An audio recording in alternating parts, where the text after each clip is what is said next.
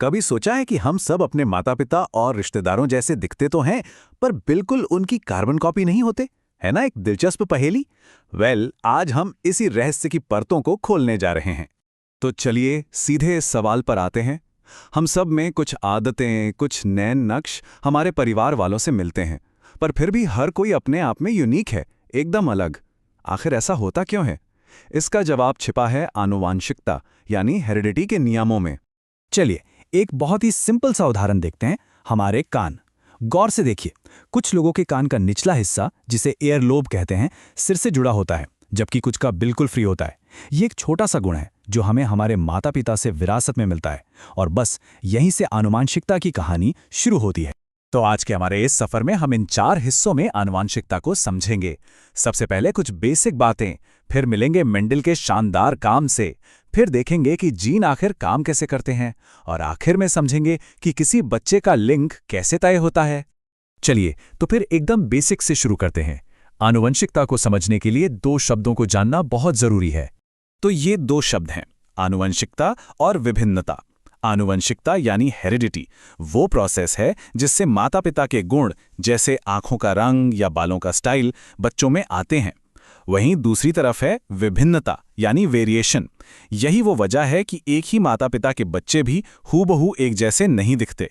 असल में ये जो छोटे छोटे फर्क है ना, यही हमें यूनिक बनाते हैं। और मजे की बात यह है कि ये फर्क भी हमें विरासत में ही मिलते हैं।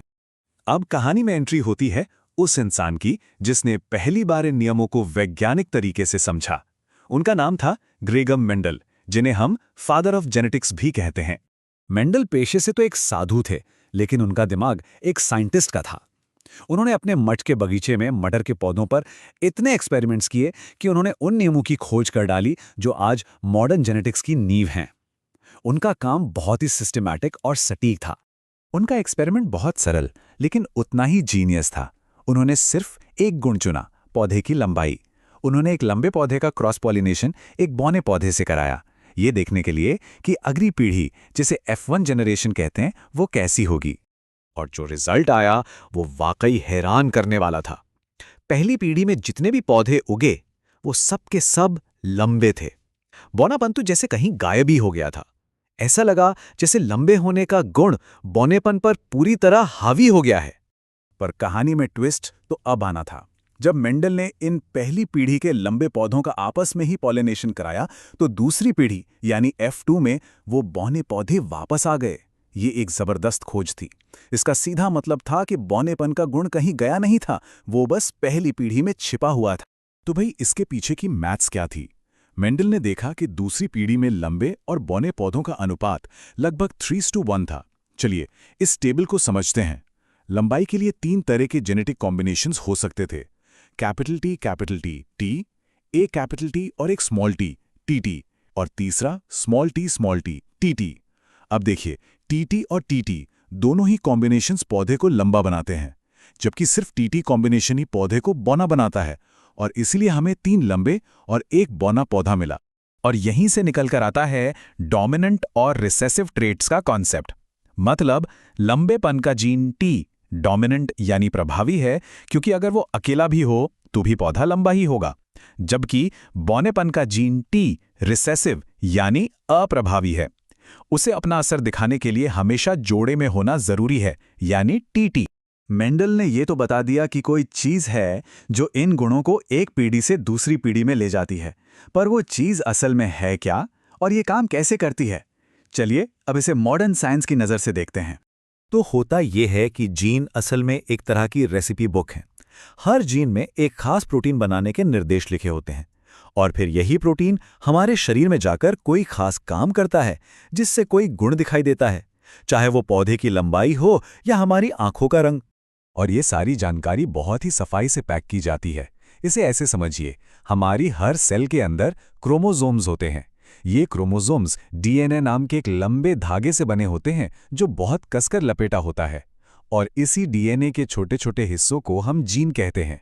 हमें क्रोमोसोम्स का एक सेट अपनी माँ से मिलता है और दूसरा अपने पिता से।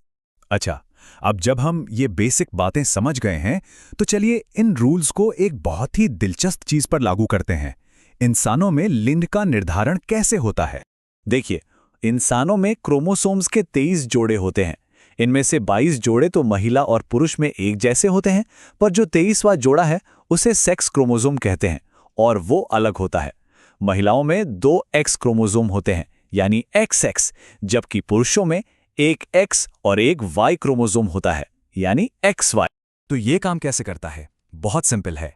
एक महिला के पास सिर्फ X क्रोमोसोम होते हैं, तो वो अपने बच्चे को हमेशा एक X क्रोमोसोम ही देगी।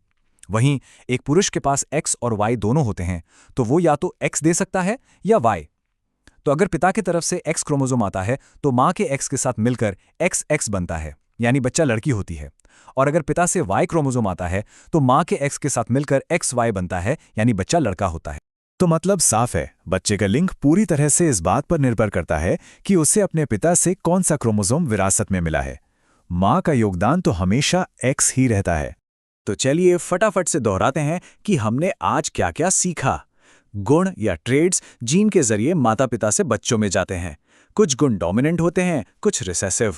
हर बच्चे को अपने माता पिता दोनों से जीन का एक एक सेट मिलता है।